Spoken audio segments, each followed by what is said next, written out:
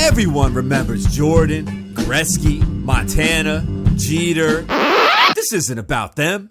This is about the other guys. No Hall of Famers, no MVPs. This is the unheralded. And we're telling you, don't forget about Rodney Hampton. Rodney Hampton, 220-pound running back out of Georgia. Played 8 years in the NFL from 1990 to 1997. Best known for his hard running style. Brian, what comes to your mind when you think of Rodney Hampton? Yeah, those big blue giant jerseys, man, in the 90s. He was consistent. Yeah. He gave you knew what you were getting with Rodney Hampton. Consistent producer of yards and scoring. Yeah. Reliable. You mentioned the big blue jerseys. I picture the big shoulder pads, right? He ran hard. He was one of those guys you really had to wrap him up. He wasn't going to go down to a little contact. Ran through a lot of arm tackles. He wasn't just a battering ram, though. Actually, I'm not going to lie. I kind of forgotten about this until I went back and watched some footage for this. But he had some wheels and he had some moves. And he was a little shifty when he wanted to be. So he had the power, but he can move a little bit too. More than just a battering ram. Yeah, they call him Sweet Feet for a reason. In college, at least. I think he kind of shed that nickname in the pros. But they call him Sweet Feet in college. Yeah. All right.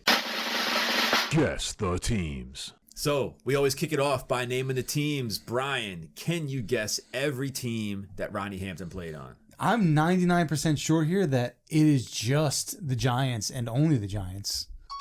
How about that? First round pick for the Giants, played 8 years and retired as a New York Football Giant.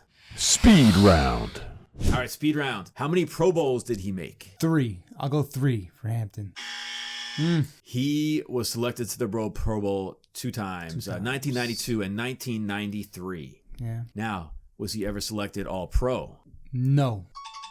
Correct. No All-Pro selections, although he had those 2 Pro Bowl years. So let's get into some stats. You mentioned that he was a consistent producer, right? So how many 1,000-yard seasons did he have? I'll say at least 5. Don't hit me the buzzer yet. I'm going to say Ready? 5. Let's Lock go it 5. in. Final answer? Hey! All right. So you mentioned, consistent producer of yardage, and for a really long time, the 1,000-yard mark for a running back was kind of considered that threshold. If you got to 1,000 yards, you were a really quality running back. He hit there 5 times out of 8 seasons. Heck of a consistent producer. Now, how many 10-touchdown seasons did he have? That's a good one because get some receptions too. I'm gonna go 5 again. Same 5.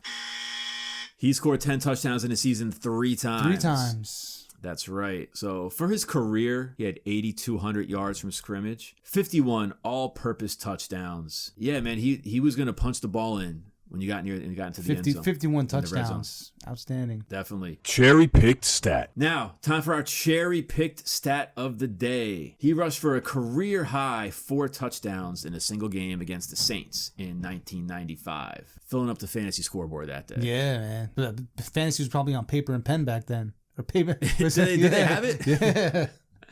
You have to get the newspaper to do some math on there. Get an abacus out.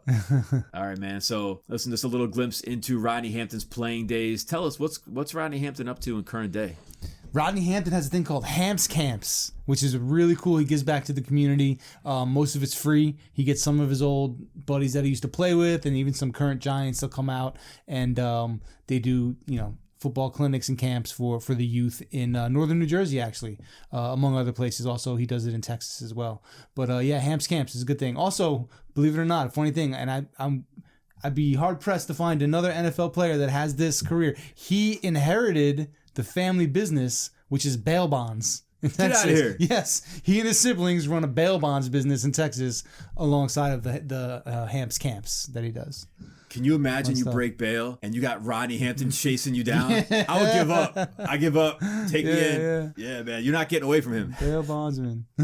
Wow. All right. So let's talk about early, later on time. Did Rodney Hampton come into the NFL early, late, or just at the right time? I'm going to say just at the right time, just because now, you look now at the NFL and the running back position, and it's either a committee or, you got to compete with that pass-heavy league. The running back position is very undervalued now.